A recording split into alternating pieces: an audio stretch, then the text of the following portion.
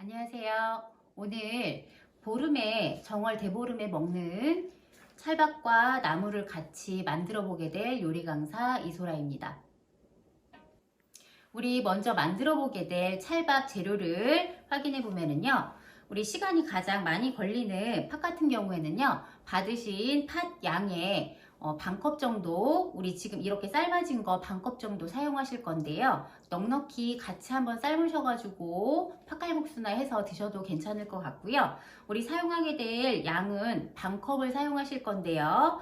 팥 처음에 손질하는 거는요. 냄비에 팥이 잠길 정도로 물을 넣으신 다음에요. 얘를 한 소끔 끓어오르면은요. 윗물은 따라서 첫 번째 물은 버려주시고요. 그 다음에 맑은 물을 받아서 팥 양의 6배의 물을 넣어주신 다음에요. 얘를 30분에서 40분 정도 삶아가지고 이 팥 알이 으깨지지 않고 이렇게 다 삶아진 상태에서 으깨지지 않을 정도로만 삶아주신 다음에 팥물하고 그 다음에 팥하고 이렇게 분리해서 팥은 물기가 없는 상태로 반컵을 준비해 주시고요. 팥물은 어디에 사용하실 거냐면요. 밥을 지을 때 팥물을 같이 넣어서 밥을 지어 주실 건데요. 우리 팥물 양이 부족하게 되면은 일반 생수하고 같이 섞어서 700cc를 준비해 주시는데 700cc가 이런 컵, 보통 조금 큰 컵에 2컵 정도 준비해 주시면은 700cc가 될 것 같습니다. 이렇게 해서 팥물도 같이 준비해 줬고요. 그 다음에 울타리콩 같은 경우에는요. 받으신 양에서 한 반컵 정도 아니면 3분의 1컵 정도를요. 물에 담그신 다음에 1시간 정도 1시간에서 3시간 많이 딱딱하게 된 경우는요. 딱딱하게 건조된 거는요. 하루 정도 담궈서 불려주신 다음에 이렇게 해서 울타리콩을 준비해 줬고요. 그 다음에 조 같은 경우에는요. 얘는 입자가 작기 때문에요. 밥을 할 때에도 맨 마지막에 넣어줄 거고요. 그 다음에 씻으신 다음에 굳이 따로 안 불리셔도 상관없고요. 깨끗이 헹구셔서요. 체에다 건져서 이렇게 물기 없이 반컵 정도 준비해 주시고요. 밤 같은 경우에는 한 팩에 들어있는 밤을 다 사용해 주시는데요. 깨끗하게 한번 씻으신 다음에요. 알이 커서 저는 반쪽씩 이렇게 쪼개서 준비를 해줬고요.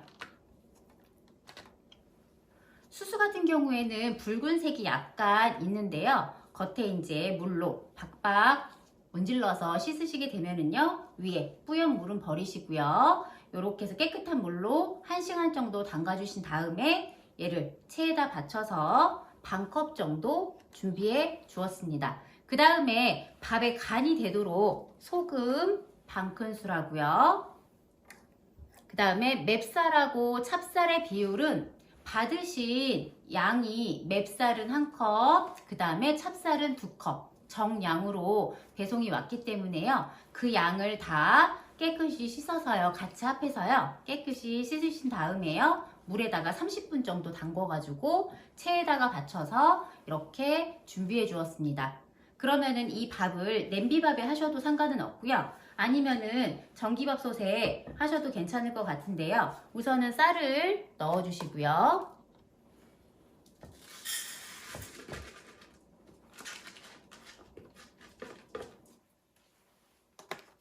그 다음에 수수도 넣어 주시고요. 그 다음에 속에다 넣어서 울타리콩도 속에다 섞어 주시고요. 밤도 넣어 주시고요. 그 다음에 팥, 많이 으깨지지 않는 팥을 넣어서 같이 이렇게 섞어 주시고요. 우리 간이 되도록 소금 같은 경우에는 밥에다가 직접 넣으셔도 되고요. 아니면은 미리 요 팥물에다가 넣어가지고 소금이 녹도록 해주셔도 괜찮은데 소금 같은 경우에는 반큰술 정도 준비해 드렸고요. 이렇게 해서 반큰술을 넣어주신 다음에 간이 되도록 찰밥에 간이 되도록 넣어주시고요. 생수와 팥물 섞어준 물 700cc를 넣어주도록 하겠습니다. 이렇게 하면은 일반 생수로 밥을 지으시는 것보다 더 구수하고 맛도 진하고요.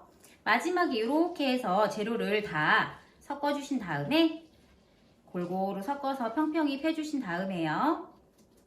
마지막에 조를 위에다가